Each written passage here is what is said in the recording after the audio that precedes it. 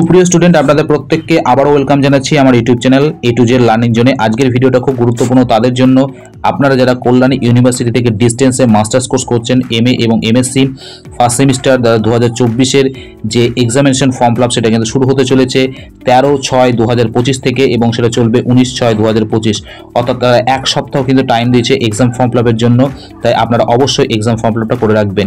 এবং এখানে কিন্তু তারা উল্লেখ করে দিয়েছে কোন কোন সেশনের স্টুডেন্টরা এই এক্সাম ফর্ম ফিল আপটা করতে পারবে।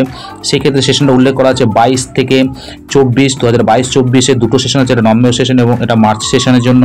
আর একটা দেওয়া আছে 24-26-এ যারা স্টুডেন্ট আছে তাদের জন্য, এবং যারা 23-25-এ স্টুডেন্ট আছেন তাদের জন্য কিন্তু এই এক্সাম ফর্ম ফিল আপটা চলবে 13/6 থেকে 19/6 পর্যন্ত। অর্থাৎ 13/6/2025 10টা থেকে কিন্তু চালু হবে এবং সেটা 19/6/2025 মিডনাইট পর্যন্ত কিন্তু আপনাদের এক্সাম ফর্ম ফিল আপটা চলবে।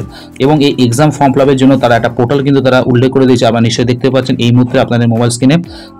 সেটা হলো কল্যাণী DODL.PCDPKOL.com। এই যে অফিসিয়াল যে পোর্টালটা দিয়েছে, এই অফিসিয়াল পোর্টালটার মধ্যে গিয়ে কিন্তু আপনাদের এক্সাম ফর্ম ফিল আপটা করতে হবে।